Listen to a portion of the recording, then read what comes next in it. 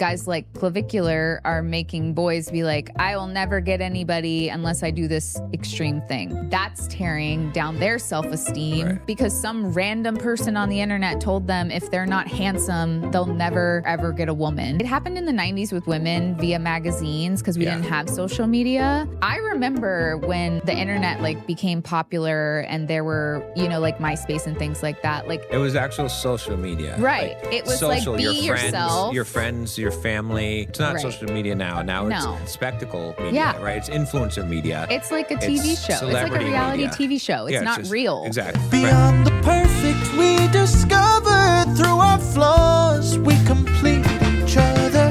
Better than perfect we stay. Through every fault we find our way. All right, welcome back to the Better Than Perfect podcast, where every week we share with you how two imperfect people helping each other grow equals one better than perfect relationship. That's right. Yeah. So what are we gonna do today? We're gonna talk about, we're gonna read a letter, and email a question, but we're gonna talk about kind of the state of dating and relationships today, and kind of the future of them, because there's been like a convergence of things that have come up. There's a Manosphere documentary. There is the whole, I saw this video, we saw this video on someone analyzing Clavicular and what was going on with that situation and his meltdown. And then... wait, side note, didn't he kill somebody or run them over? Yeah. Whatever happened to that? He's not in jail? I guess not, so... I don't think you can say kill either on... That's fine. We probably need to bleep that. Okay.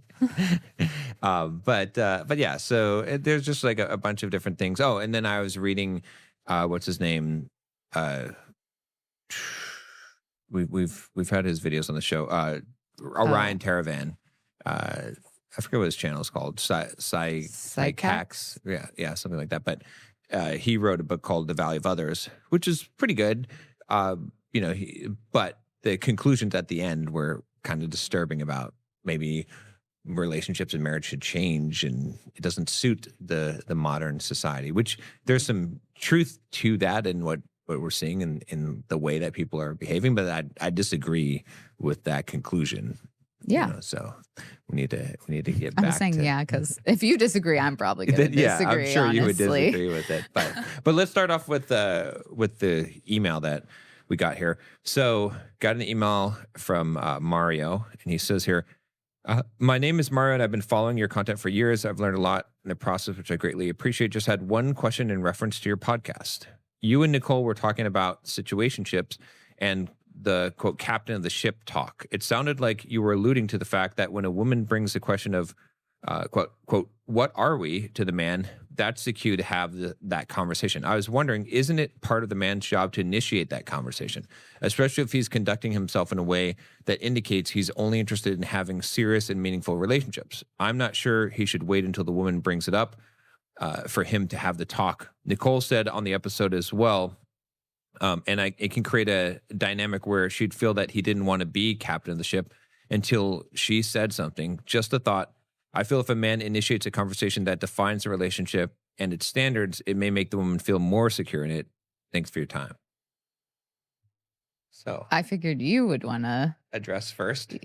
Yeah, because I mean, like, I think he understands what I was saying is that you can't, and I know that you didn't imply this, but to the average listener, it sounds like do whatever you want. You're not leading. Right. She says, hey, what are we? And then you're like, oh, let me tell you what we are. And like that there's this like disconnect. Yeah. Which in the episode you said, you know, obviously you have to live your life in general as the captain of the ship. Right.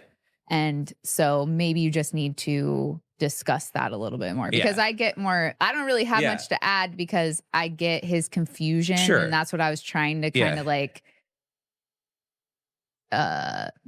figure out in the last episode by being like, it does sound like very black and white, but I know that's not what you mean. So I'm sure you can explain it better. And what he says is actually fairly tempting, right? I read that. It sounds reasonable. Sounds like, oh yeah, it's a pretty good point. Yeah, it makes sense to me. But it is wrong, and I'll tell you why. Even though it sounds like the right thing, right?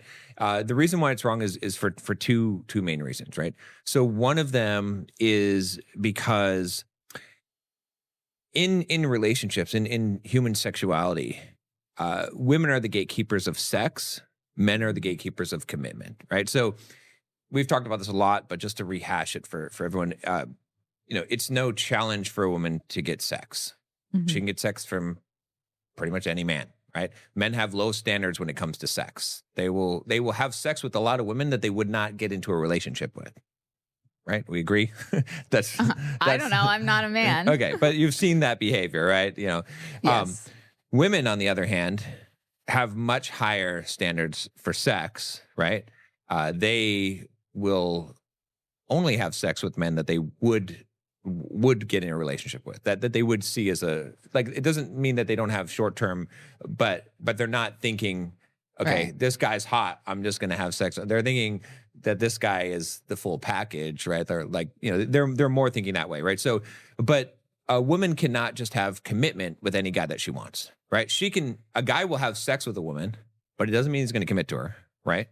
A woman has a high standard for sex. So basically what this means is, in the sexual marketplace, women have the monopoly on sex and men have the monopoly on commitment. Women are trying to get commitment from the men that they want to get commitment from.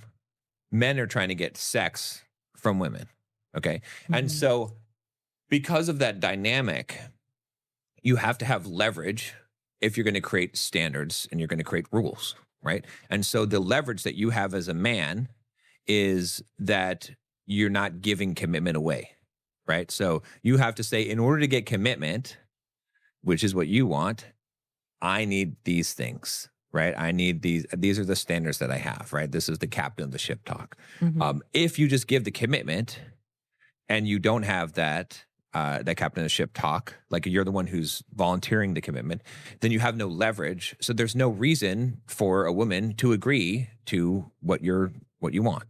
The same thing we've talked about before is that a woman has leverage when she doesn't give up sex, right? So if a woman wants a guy to court her, the best thing she can possibly do is not give up sex, because once she gives up sex, then she doesn't have leverage, because that's primarily what the guy is after, right? Most guys are after that initially, right? That's what they want. So that's the number one reason why you just can't do that, right? Also, with that said, is kind of what you said, is that you should just be living your life as a captain of the ship anyway. So as soon as you're in a relationship with a woman, from the very get-go, you should be calling the shots. You should be acting like the captain, acting like the man, leading where you're going. So it shouldn't be something where you're like, okay, now that you're asking what are we, let me flip it on you, and now, by the way, I'm in charge of everything. Like, it doesn't, like, she should already feel like you're a man that she trusts, that is already leading, that is a non-negotiable. Planning the dates and making the decisions, and is the captain of the ship from the beginning. Like he's already acting that way, right? Now, like, there's kind of the issue of, okay, do you just lead all these women on and not say anything? And like, if you are looking for a serious relationship as a man, but then it does come down to, as a man, you shouldn't be looking for a serious relationship. Like, one should find you, because you can't be like looking to give out commitment, right? Like, you, in the back of your mind, you can be like, okay, I want to have a serious relationship with a woman, the right woman, but you got to be focused on your purpose. You got to be dating different women, right? You can't put all your eggs in one basket as a man until you find a woman that you would commit to, and that she asks you for commitment. That's when you have the leverage. That's when you can have the captain of the ship talk, and that's when those things can transpire. But it can't work the other way. Okay. I mean, I agree with you. I think you did a good job clarifying, because I think the thing is that you can't have the captain of the ship talk if you're not leading from the beginning, and it's not going to look the exact same as in a relationship. Like, a woman's not just going to blindly follow you, right, and everything you say and do on a first date. But if you take the initiative and you plan the first date, you tell her when to show up, right, like, those sort of things are leading the relationship in the appropriate way in the beginning. Exactly. Like being reliable and like taking the initiative to plan the things and to show up. And when you say you're going to show up and those sort of things, Right. you have to have, because that's the thing here is that a guy listening to this who doesn't plan the dates, who doesn't like, you know, lead by example and doesn't do what he says he's going to do and doesn't live from like his integrity, you can't then when she's like, what are we? Be like, oh, okay, well, you're got to listen to everything that I say. Right, exactly. Yeah. You know what I mean? Exactly. Like that's never going to work. Right. And She's never gonna so accept you're that. telling everybody to do this, but the thing is, it's not going to work if you don't lead by example in the beginning. It should just be a clarification. It should just be a putting into writing what was already understood, doing. right? Yes. So it's like the way that this should go about is you're dating a girl, you're having a good time, the relationship is starting to grow, but you're seeing other women, or maybe you're not, but you're not in an exclusive relationship. You're not girlfriend, boyfriend, you haven't exchanged commitments, there's no exclusivity that is expected, right? You can tell even, the woman doesn't even have to bring it up. Women will let you know that they want to be in a relationship that's exclusive. They'll ask some questions. They'll act in a certain way. Like it doesn't even have to be explicitly brought up. But when you know that she wants you to be in an exclusive relationship, either she does ask you or she says, what are we? That's what women usually say. It's like, or where is this going? Right? That's the point at which you say, okay, you know, I want to, you know, I want to see a future with you, right? Like I am looking to seriously like, and I would want to be in an exclusive relationship with you. However, before I commit to getting it in an exclusive relationship, before we take things further, take things to the next step, there's some things that we just need to make sure that we get straight that are important to me for this relationship going forward, that they're going to be necessary in order, right? And so then it becomes, then you put it into words to say, okay, you know, I'm the captain of the ship, right? I'm a good captain, right? The whole speech of like, you know, I go down with the ship, like I put my crew first, right? But I need to know that if we're going to be in an exclusive relationship, that I'm going to, you know, commit to you and be exclusive with you and take this further down the road to marriage, that you're going to be, that you're in agreement with these things, because I'm always going to be the captain of my ship, and you don't have to be on the ship. It's totally fine. But if that's what you want, is to take this to the next level, to not just be a casual relationship, and for this to be an exclusive, committed relationship on the road to potentially getting married, then I have to know that I have someone who supports me in this, right? Who is going to respect my leadership and my trust, because that is an important part of having an exclusive relationship in my life. Like that's how that should go about, where it's not a shock. You know what I'm saying? Where you're already living that way. She's already understands that, but you're just clarifying just to make sure, you know, it's like the same thing that we talk about even in that conversation.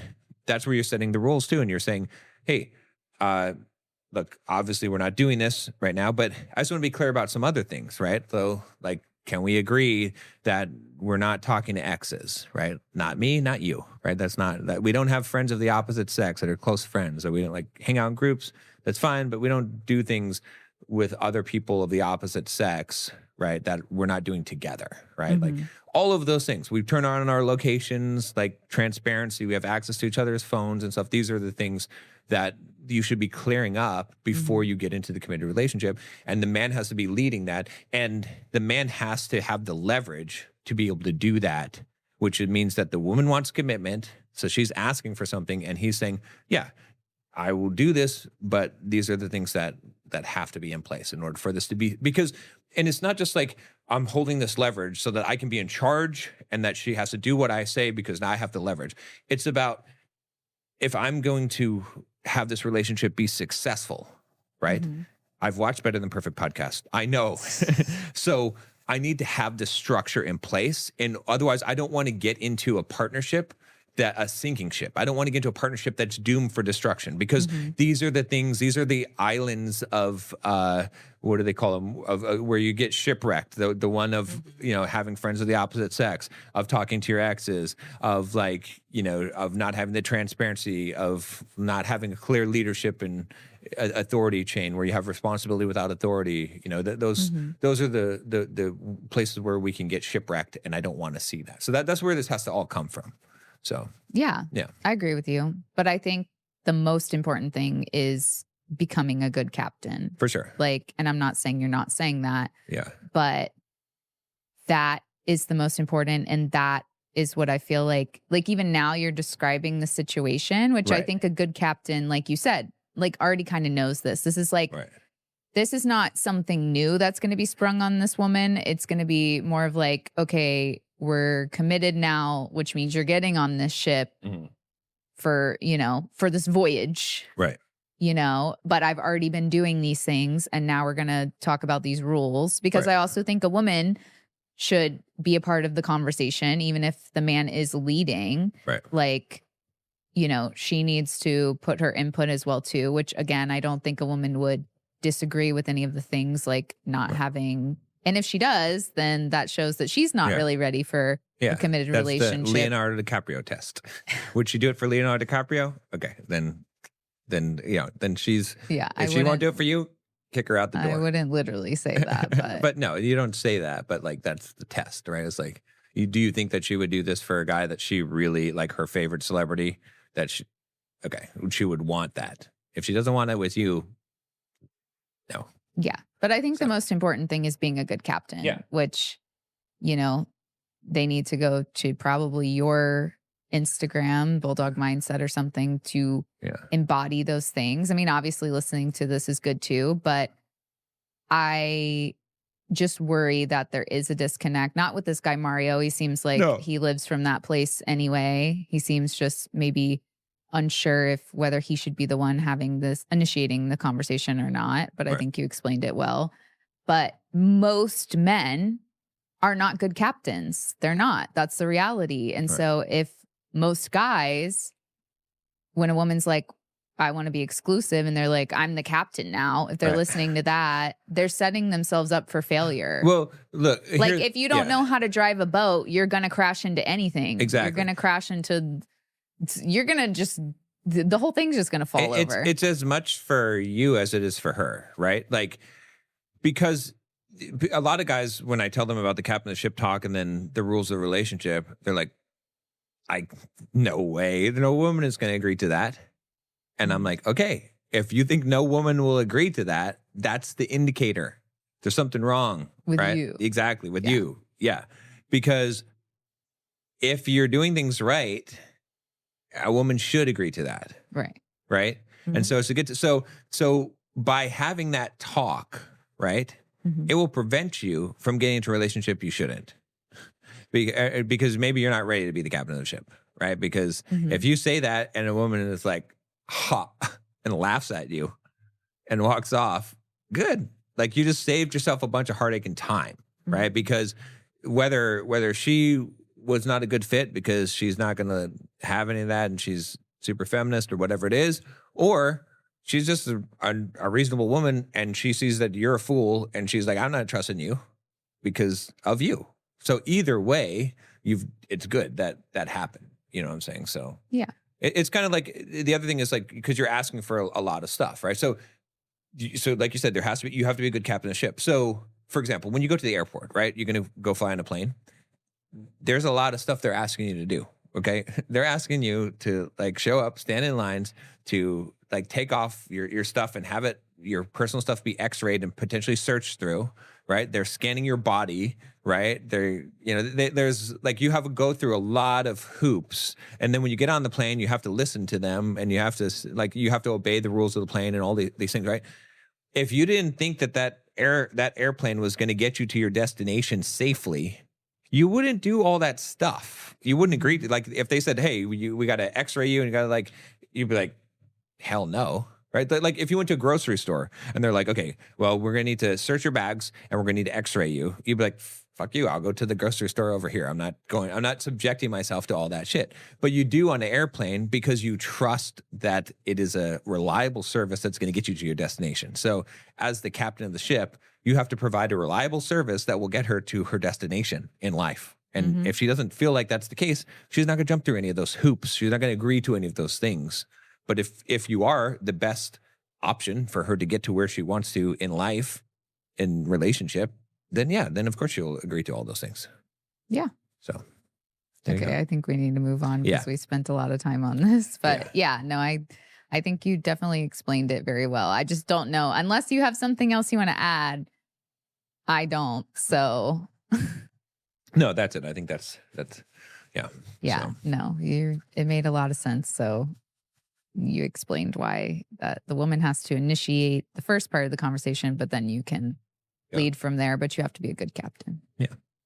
But yeah, so getting into kind of the topic on, just like the state of, I mean, we watched that thing on the Clavicular, and it was like from Better Bachelor, and he was showing some clips and stuff, and just the craziness of, I think, like, what is the state of dating? What is the state of relationships? I think it's in a very bad place, and a lot of it is driven by this insecurity, right? So I wouldn't call that dating though, or relationships. Like the only thing is the breaking of relationships, but I wouldn't call that dating. Wouldn't call that dating. Is what the video was about. Oh yeah, like that's just him picking up women. That's like club culture. That's like that's the situationships. But like, that's where dating is coming from. Like what I'm saying is that for young people today, right?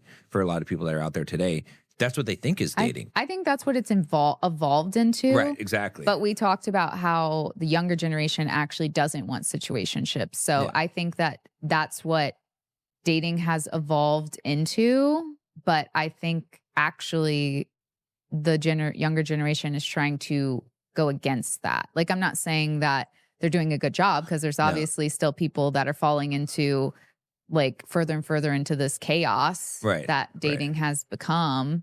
But I do think there are people that are trying to get it back to what it actually was, rather than like what that video implied that dating is. And also, I don't feel like dating is just going out to bars and picking up women. I don't think that it's, like, you can't really call what a person with like an influencer or like a Z-list celebrity is doing. That's not the same. But here's the problem. And this is what is exactly that word, influencer, right? Mm-hmm. So people are being influenced. Young people are being influenced. Young men are being influenced. Young women are being influenced, right? And that's the issue, is that what we're seeing is a result of that, right? So when someone like Clavicular goes out there and he presents this image that, okay, if you look smacks yourself, if you're a good looking guy, then women will do all these things. They'll cheat on their husbands and their boyfriends, and you'll have 10 women around you, and it won't matter if you're an asshole. Like, this is what it is.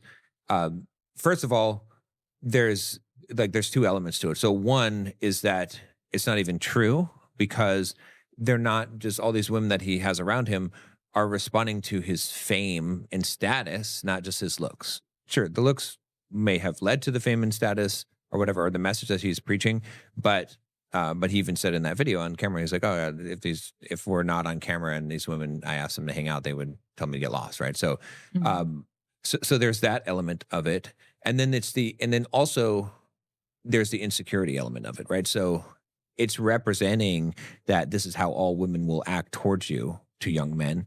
But in reality, it's like, it's the environment. If you're going out to nightclub, the girls that have boyfriends that are at nightclubs, they're already cheating on them. They're already being deceptive, right? That's all right. So when you pre-select from that group of people and then see their behaviors of insecure people or untrustworthy people, and then you extrapolate that to a whole population, you've got a problem, because that's not an accurate representation of what will actually happen. But the problem is that all these young men are being, quote, blackpilled into this, because they're thinking, okay, I want to be like this guy. He's right. All this other stuff that other people talk about being valuable, being a man, like, that stuff is bullshit. All you have to do is look smacks. If your face looks good. All you have to do is hammer your face. If you do that, do surgeries, whatever, then I'm watching the proof of it because I see him live streaming 24 hours a day. If you live stream 24 hours, there's no cutting, there's no editing. So I'm seeing how women are literally acting towards him. I'm seeing it. No one can convince me otherwise. So it must be true. And I want to be like that. And that's the only path because everything else is stupid. Why waste your time developing other skills or traits or your character when women don't care about that? Because obviously all these women are throwing themselves at him. Obviously that's the only thing that matters. You see what I'm saying? Like you and I know that's not true. Right. But to a 14-year-old, 15-year-old, younger, 17-year-old boy. They shouldn't be on social media. But they are. And it looks true to them. Because they don't understand that, one, women are responding because of his fame, not just because of his looks. And number two, the kind of women that are responding is the environment that he's going to, where he's finding those types of women, right? And the ones that you're seeing are the ones that are responding to this, right? So which is all based on on insecurity, and is creating more insecurity, right? It's creating insecurity for guys. Young men that see that, how insecure are they going to be after that? They're like, oh, I'm not as good looking. Like nothing else matters.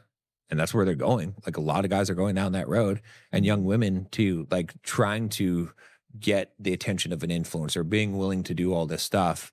And that example that they're seeing, but it's coming from insecurity. And that insecurity is what's driving a wedge between men and women and creating, like what you said, is not even dating.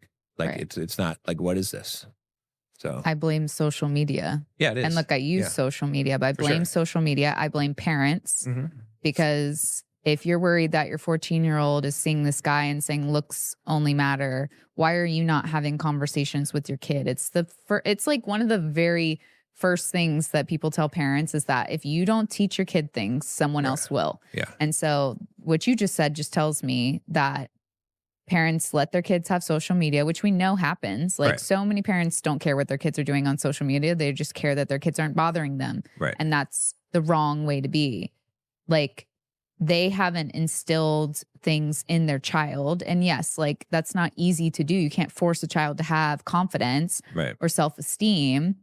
But if you're just giving them social media, giving them YouTube, at this point, it's all social media. Like, because even Pinterest, which I thought is just baking recipes and crafts, is basically TikTok Junior or YouTube Shorts or whatever. Exactly. Like, it's the same sort of thing. Yeah.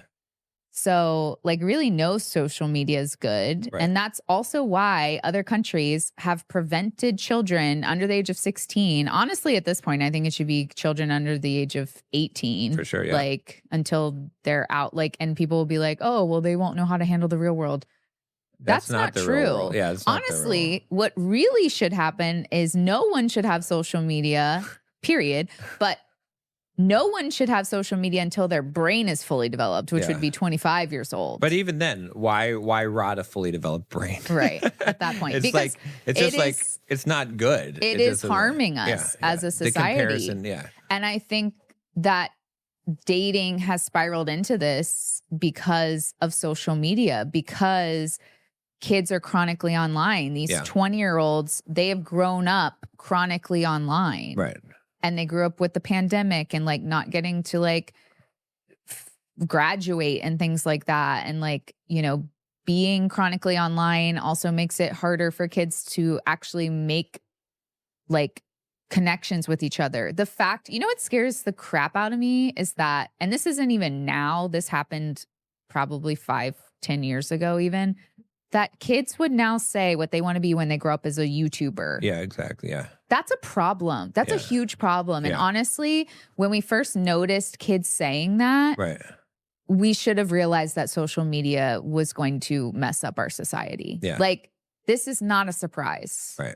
And now, like the video that we watched from this guy, I don't even know who he is, but like, yes, he's trying to like examine society, but what it really is Clavicular is so insecure that he has gone to this extreme to make himself look attractive and to try to pick up women to make himself feel better because he's attractive like that also makes him feel more attractive. Right.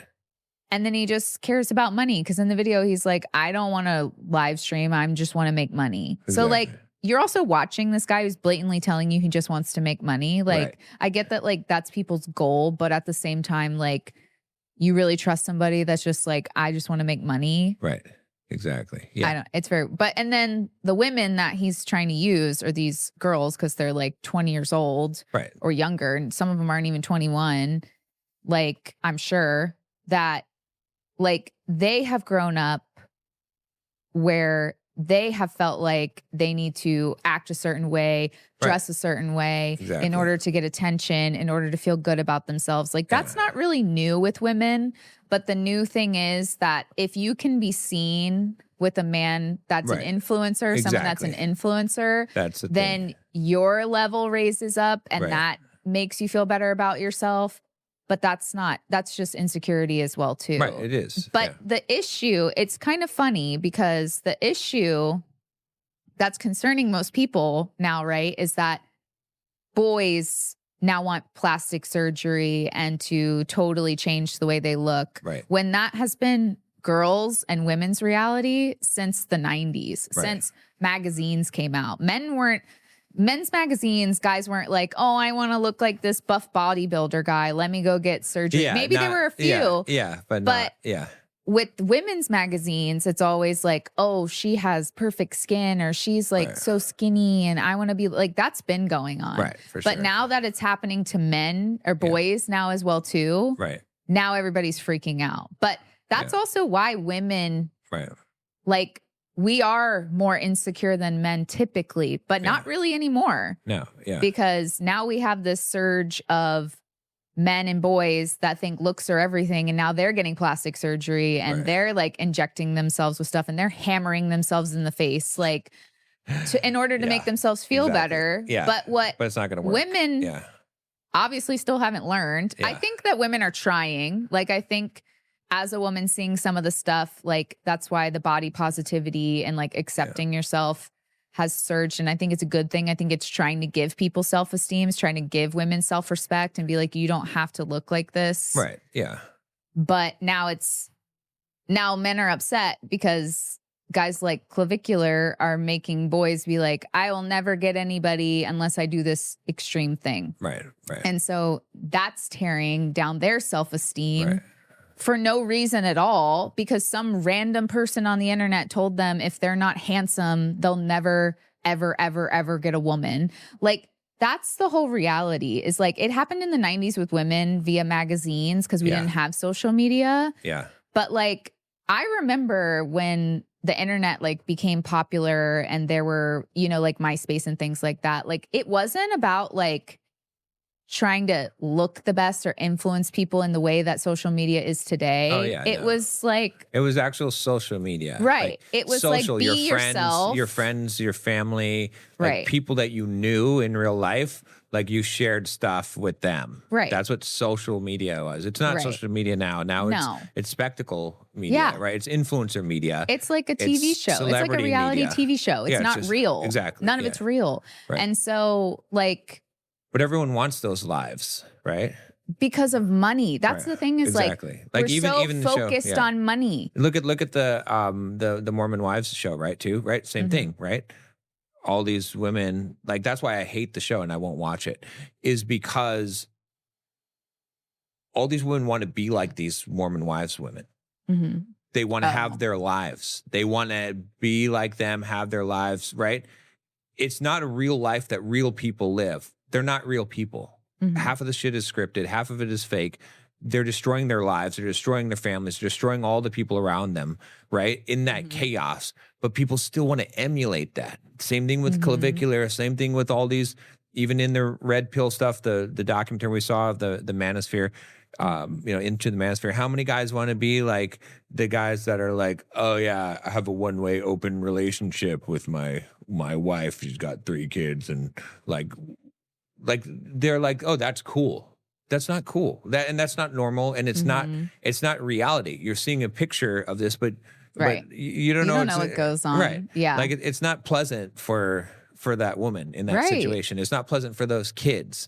It's not, you know what I'm saying? Like, these are not respectable positions. They're all feeding on insecurity. And so when you have a generation of people, like a society of people who are deeply insecure because of social media, then they will buy whatever shit that you're selling, whatever you're shoving down their throat, because they want some relief from their pain of insecurity. And they see their life and they're like, I don't care, whatever the cost is, I want to be like Clavicular. I'll do whatever I need to do because that existence is better than mine. I don't care if people say that that's shallow or whatever. Like, he's got women and I'm never going to have them. Or they're like, I want to be like this guy. Or, you know, or women are like, I want to be like these girls. I want to say that I was with this influencer, or I kissed him, or I got some of his fame, right? Because women are seeking to be influencers, men are seeking to be influencers. You know what I'm saying? It's like it's become this thing where they're believing all of these lies that is not the reality. And like I said, that's why I don't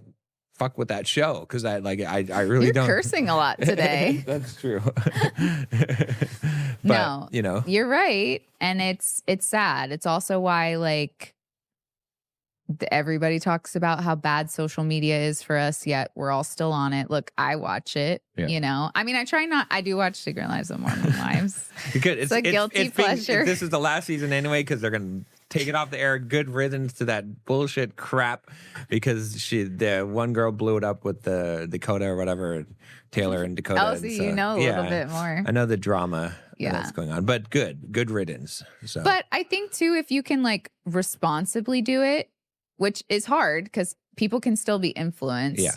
But at the core of it is like everybody gets insecure. So also we can't sit here and be like, everybody's insecure. The thing is, like you said, it's a new extreme that we've never seen before. For sure. Yeah. And now it's happening to the men as well too. It's been happening to the women. And not to be like that, but like no one really cared when it was happening to the women, to be honest. Men were benefiting from it. They were benefiting from the fake boobs and all this stuff. I mean, if you can call that benefit, but sure. Some guys do like that. So like they are benefiting from it, and that's why they didn't care. And also they're benefiting from it because if a woman's insecure, they're going to sleep with them more likely. So it was never a problem until now men are now being influenced. Yeah. And now other men are like, whoa, no, you don't need plastic surgery to get women. Like you don't need to be the most handsome man in the world. There are plenty of men out there who are not conventionally handsome that get women or have women. Here's the thing that is the most critical thing though, that I think that maybe you're not seeing about this, which is that now, okay, so there's been the black pill guys forever, right? Saying that you need to looks max and women only care about looks, right? Now people like Clavicular are the people that were saying, you guys are crazy. Why are you doing this? Like, you look fine. Like, you don't need to like looks max to like, or get surgery, like just be a man. And like, those guys are getting black pilled, getting convinced because they're seeing Clavicular live streaming 24 hours a day. And they are saying, oh shit, actually, I guess those guys were right. Look at how women are responding to this guy. But I know that they're still wrong, right? But now it looks like damning proof. It looks like you can't argue against this because he's showing you. I know, and I will when you're done with your. But I'm saying that's the crisis. That's what's happening right now. That is why it's a crisis, is because even the sensible people are now seeing this overwhelming evidence that shows that, see, this is how women actually behave. This is how women behave around a guy that's really good looking. And this is how it is. And like, you're seeing it live. You're seeing it happen. Like, you can't deny it now. It's not just someone telling you. You're seeing it with your own eyes, live streamed, right? Now go ahead, because I know that's not true. Yeah, from the one video that we're talking about, from what's the guy's name? That Better like Bachelor? put it, yeah. Like, the proof is in the pudding right there. If you watch that video, truly watch that video as a logical man who's not insecure, right? Who has self-respect, right? You would notice the part where Clavicular himself is basically talking about how he doesn't feel like women actually want him. Right. So, no, I don't subscribe to, oh, men see this and they're like, yeah, look at this, because he's editing it Because if you watch his full live stream, because the guy put the clips in there, there are times when he is sitting there and he's depressed. Oh, for sure. Because this is not the life that's actually fulfilling him, because women don't actually want him unless they're videoing, right. Because he doesn't know, because he's done so much plastic surgery, whether women like him. He doesn't feel like anyone really likes him. He probably doesn't even feel like his friends really like him, right. Because he probably feels like everyone's using him, right. Because he's built himself up into something that can be used, right. Which men don't realize. Like, if you want to be the most handsome person, right, and that's all you care about, to get women, prepare to be used more than anyone in the entire universe, more than women, more than any other man. But prepare to be used by other men, prepare to be used by women, prepare to be used by have money, everyone. Have money, status, whatever. Yeah, you could fill in the blank there. Right. He has no respect for himself. Here's the problem, though. 95% of men that hear you just saying that believe it, they're like, yeah, I don't care. I want it. Then that is a huge mental health problem. But that is a self-respect problem. But you can flip it. Even women, I don't care. I want it. Like, you need to be. You need to have self-respect. Don't just sleep with guys. Don't just like cheat on your boyfriend because you have a chance to be with a celebrity or an influencer. Like, that's the same thing. And then they're like, I don't care. I want it. I want the opportunity. Then they have to learn the hard way. I would do anything to be with XYZ celebrity. Then they have to learn the hard way. Like, the reality is, anyone who says that is immature. Right. Who is so desperate because they need validation from other people because they don't give themselves any. Right. Who has no self-respect that they would sacrifice basically their entire life for a smidge of what he has, or if you're a woman, something else. Like, it's the same on both sides. Right, for sure. I'm not saying that it's not. But my thing is, if you would risk your whole life for that, then you have way bigger problems. Right. Which means that you don't value your life. You don't have the self-esteem. But what's the formula for creating those kinds of people? Because being chronically online and then just watching all this. So this is where no self-discipline. This is where the real crisis is that we have a formula for creating those kind of people, and we're already hit the point in society where most of society are those people. Yeah. Most of young people are those people. There's a small percentage of young people that don't subscribe to that bullshit, but majority of it is that. And so that's where like we're going with the whole thing of like, what is the state of dating and relationships and marriage today? That's why people don't want to date on social media either. That's why people are trying to get away from it. But that's why marriage is at an all-time low. That's why even relationships are at an all-time low. That's why they're calling it the sexless generation, where having sex is at an all-time low.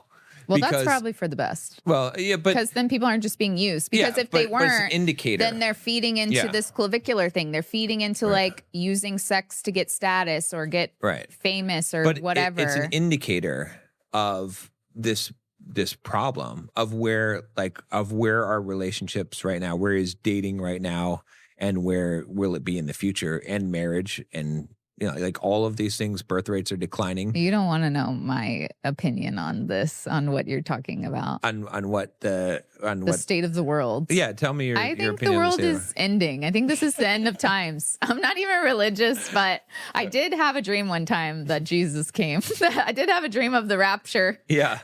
He was riding on a horse in the sky, and then it was all over.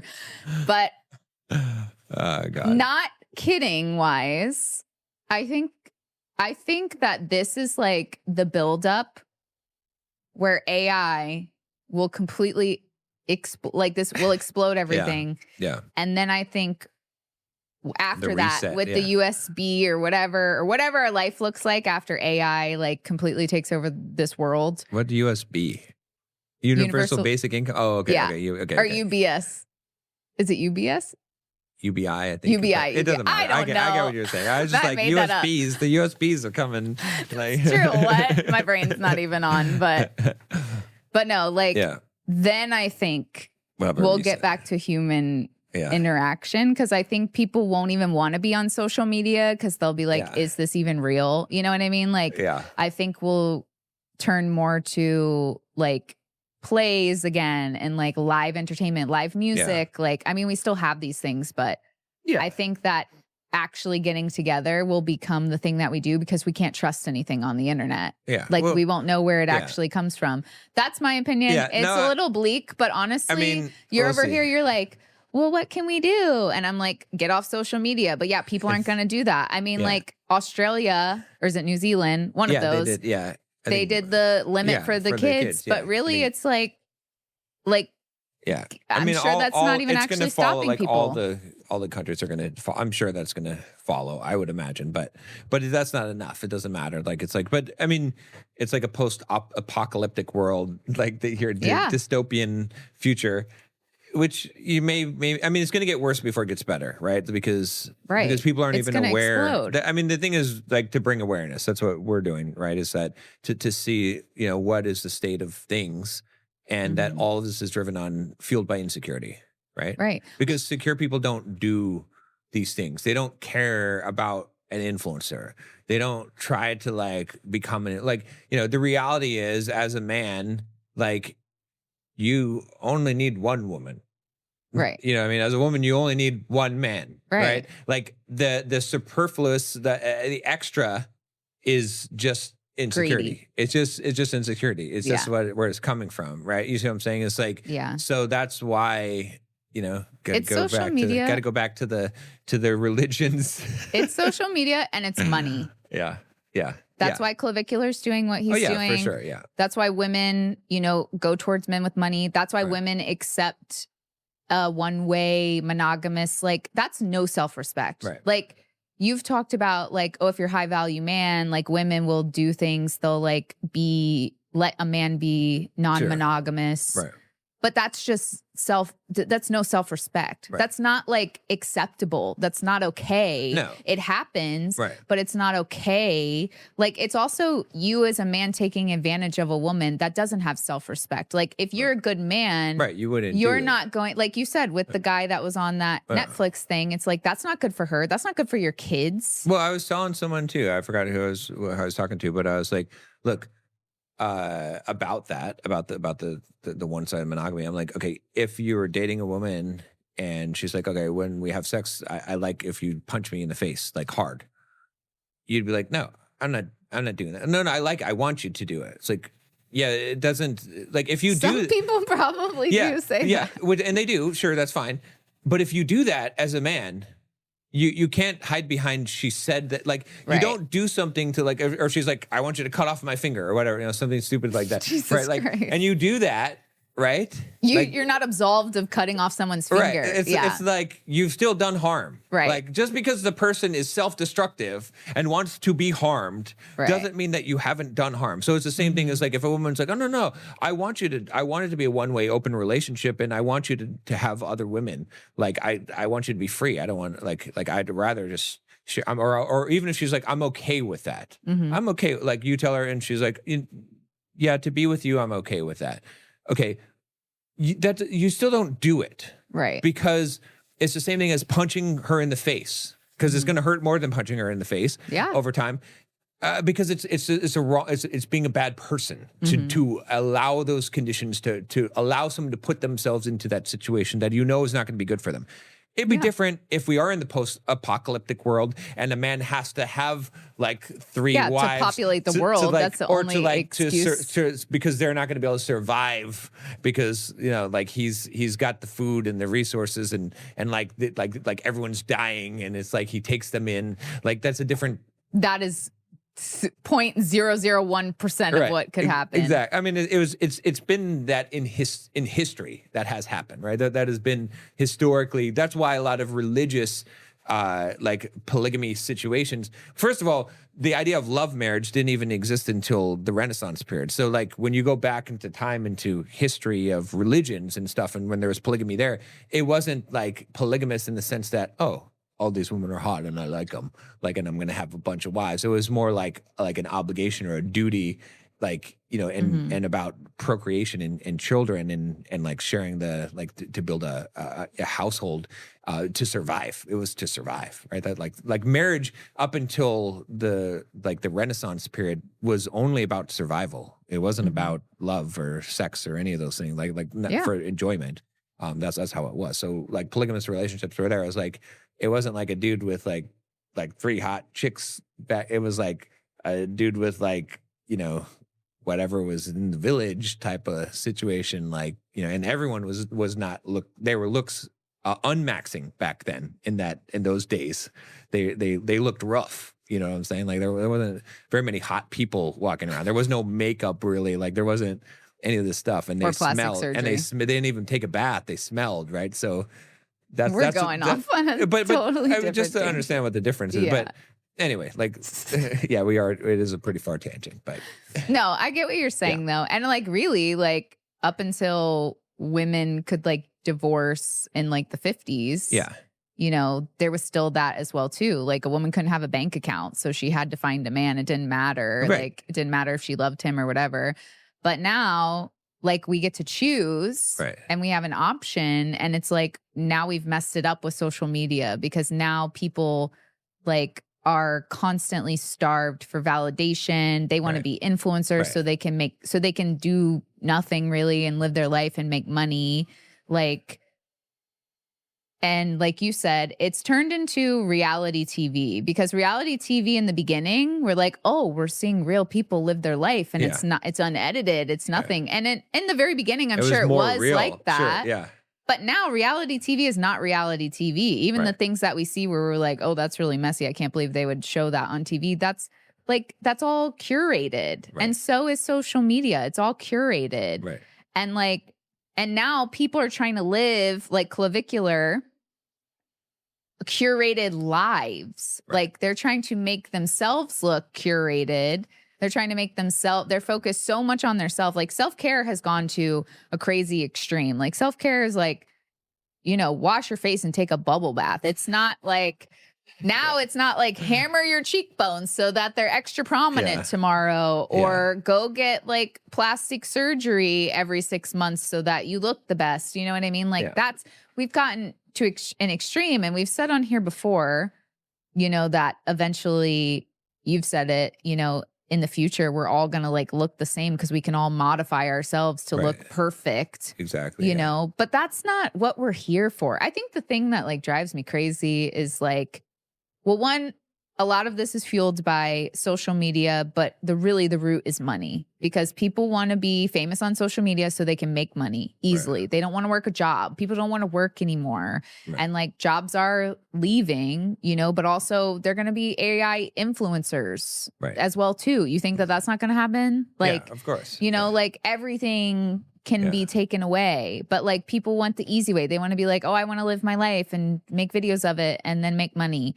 And we've seen people become influencers and make a shit ton of money. Right. And it's not even easy. Like that again. No. Like people think it's like video editing's not easy. Or even just just like living that, knowing what content to create and stuff like that. It's not. But it's still a job. Like it's still work. It is. So it is, and I'm not invalidating that. But no, but it's just people have a delusional fantasy of all of these things. If they think that they would make this trade, they want to be like these influencers, whatever. It's not what you want. Well, especially women, right? Like they think if they can be in close proximity to an influencer, then they will get that as well too, because it's easier for them, because they are, you know, men visually look towards them and want to look at them, and then they want visually attractive women around them. So then women are like, oh, if I get around him and I'm seen with him, then I can be popular. Like, you know, that like the thing is that people just want to be influencers. They want to be famous, because back then, like this wasn't a reality. Again, back when like MySpace and stuff was out, because even if you went on a show like The Real World or something back then, like you weren't an instant celebrity. But now if you go on Love is Blind, now you're like a low level influencer or like celebrity. Right. That wasn't how it was. Like random people were not just now mini celebrities overnight. Right. Like you had to be an actor or a singer or something. Like you couldn't just go on a show and people be like, Oh. Now you're, yeah. And now people are compromising their morals or their values or their integrity in order to get famous. So they'll go on a show and I'm sure that people will be like, hey, act like you're really stupid. And they'll be like, okay, I'll do that. And then like I'll get 1 million followers and then I'll make money. I mean, you just see it like, even just like, look, people are just like, oh, it's so crunchy. It's crispy. Oh, it tastes so good. It in my mouth, it tastes like, I don't know. Like people are doing that, right? Like anything to get attention, right? You think that's like, and it seems innocent. And it is, as the watcher, because you're watching people eat food and like commenting on the food they're eating, but it's anything to get attention. On their side, they're doing anything. Like, I mean, think about the level of desperation, of insecurity you have to have in order to be so desperate to get attention that you want to be famous for eating food and talking about it. Like, not to throw shade, but that's the level of insecurity of those people's private lives. You see what I'm saying? We don't even think about it, but it's so extreme. Yeah. Look, if you want to be famous for being a basketball player or exceeding at a sport or being an actor or actress or creating educational content to help people because you're teaching something, right? Great. That's a noble reason to be famous, right? Like because you're producing something, you want to be the best at something. But to eat food and talk about it, like, you know what I'm saying? Like, but that's where we're at. Like, but then it traps you because, right? Like, let's say you even get popular for something like that. Yeah. Now you have to keep doing it. Right, exactly. And if you don't get as many likes or shares, then now your self-worth goes down. Right. Or you're like freaking out. You're like, people aren't watching my stuff. Like it just. How can I do a more extreme thing? Remember that Black Mirror episode where the guy is like pulling his teeth out and like doing all right to get money? We're living a Black Mirror. It was a not an analogy, but it wasn't trying to say that people will do stuff for money. It was for fame. It was for clout. Because like we're doing the same thing. Like in that fake world where you needed the money, like that was the reason why they're doing. But I mean, OF is kind of like that though. That is like, it is about money. It is about money. But it's fame and money. But with fame comes money. Exactly. Yeah. That's why it is money. Yeah. Yeah. But it's like, but people don't want to be famous without the money because then you can just. When you have the level of insecurity, but it's never enough. So like you said, they keep having to do stuff. So like at least if they're getting paid, and they're still like aren't fulfilled, because the thing is they're not going to be fulfilled. I can respect more a person doing something for money than doing it for fame. I can't respect people doing stuff like Clavicular for money. For sure. It's like you're curating something. This isn't your life. You've had to alter yourself in a way where now you probably feel even worse than you did before you did all these things to yourself and you're still not happy. Yeah. Like that's why money, it doesn't make it better. No. It makes it worse. Money is a multiplier. So whatever you have or whatever situation you're in, money is like gasoline on whatever fire you're burning. So if you're addicted to drugs and you get more money, you're going to be more addicted to drugs, right? If you're whatever lifestyle that you're living, whatever it is, your vices, it'll multiply your vices. If you're a good person and you're already like doing right things and like the money can help you, it can become a multiplier for the good that you can do, the reach that you can do. Yeah. But it's always a multiplier. That's what it is. Money doesn't make someone bad or like it brings out what was already bad in them. But like, it multiplies. People are doing things that go against their integrity to get money in this day and age. Right. Exactly. Like all influencers for the most part have probably had to do something that goes against them in a way. For sure. I felt the pull when I was, building up my empire and doing YouTube videos for such a long time.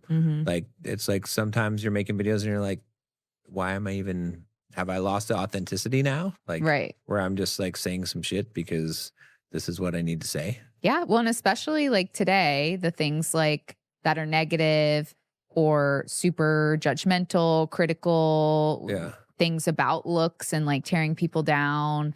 those are the things that get popular. Like, this is all curated. That's what I'm For trying to sure, say. yeah. It's like social media becoming popular, and like, you know, Facebook's probably listening to me right now say all this stuff. You know what I mean? Like, Yeah. and like, we're getting pushed further and further down that wormhole Yeah. rather than touching grass more. You know what I mean? And like, and then kids are on this and they're like, I want to be an influencer. I want to do this. They don't even have like goals to get a job. They just want to do social media. They just want to be on social media. They want to post whatever they can think of, and they want people to tell them how good it is. Like that, like their whole, like, we didn't think like that back then.